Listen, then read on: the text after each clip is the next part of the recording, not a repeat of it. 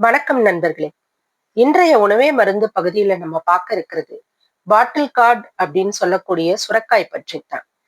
இந்த சுரக்காய் பார்த்தீங்கன்னா ஆதி காலத்துல இருந்தே நம்மளோட மக்களிடையே புழங்கப்பட்டிருக்கு. இந்த சுரக்காயோட குடுக்கை, அதாவது சுரக்குடுக்கன்னுவாங்க. இதுல தான் பார்த்தீங்கன்னா அந்த காலத்துல நீர் வந்து சேமிச்சு வச்சு, இப்ப நம்ம எப்படி பாட்டில் யூஸ் பண்றோமோ அந்த மாதிரி இதை யூஸ் பண்ணியிருக்காங்க. ஏட்டு சுரக்காய் கறிக்குதவாதுன்னு பழமொழியே இருக்கு. இந்த சுரக்காய் பாத்தீங்கன்னா 96% நீர் சத்து கொண்ட ஒரு காய்கறி. இதுல புரதம், விட்டமின் பி, சி, கால்சியம், இரும்புச்சத்து போன்ற சத்தெல்லாம் நிறைஞ்சிருக்கு. சுரக்காய் உடலை குளிர்ச்சியா வச்சிருக்கும். இடக்குறப்பு, மலச்சிக்கல் மற்றும் பித்தப்பை நோயிலிருந்து நிவாரணம் அளிக்கும். இருந்தாலும் இதுல பாத்தீங்கன்னா பொட்டாசியம் அதிகம் இருக்கு. அதனால இதை சிறுநீரக நோயாளிகள் ரொம்ப உட்கொள்ளக்கூடாது. சுரக்காயில சுரக்காய், பேய் சுரக்காய்ன்னு 2 வகை இருக்கு. இதோட மேல் சதை தோல் இருக்கும். ஒரு குடும்பத்துக்கு ஒரு சுரக்காவே அதிகம். அந்த அளவு பெருசு பெருசா காய்க்கும்.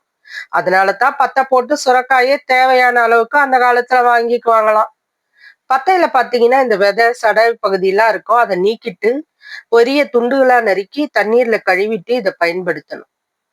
இந்த இத பாத்தீங்கன்னா சிறுநீர் சம்பந்தமான நோய் எல்லாம் குணமாகும். இது ஆனா குளிர்ச்சியானது, சீதளத்தை தரும். எண்ணெய் ஸ்நானம் செய்யற அன்னைக்கு இந்த சுரக்காயை சாப்பிடக்கூடாது. இது உடலை உரமாக்கும், சிறுநீரக பெருக்கும், பித்தவாயுவை ஏற்படுத்துங்கிறதுனால அடிக்கடி சமைச்சு உண்றத அந்த காலத்துல தவிர்த்திருக்கிறாங்க. கொழுப்பும் குறைந்த கார்போஹைட்ரேட்டும் இருக்கிறதுனால உடல் எடை குறைக்க உதவுது. தினமும் வெறும் வயிற்றுல சுரக்காய் ஜூஸ் குடிக்கிறது ஒரு நன்மை பயக்கும்னு இப்ப சொல்றாங்க. நாசத்து நிறைஞ்சிருக்கிறதுனால செரிமானத்தை சீராக்கி மலச்சிக்கலை போக்குமா. கொழுப்பை கட்டுப்படுத்தி இதய ஆரோக்கியத்தை மேம்படுத்துது. பூச்சிக்கொல்லி, பாக்டீரியா எல்லாம் இந்த காலத்துல அதிகமாகிறதுனால நல்லா கழுவிட்டு பச்சையா கூட இதை சாலட்ல அரிஞ்சு உட்கொள்ளலாம். சுரக்காய மசிச்சோ, துண்டா வெட்டி சமைச்சோ சாப்பிடலாம்.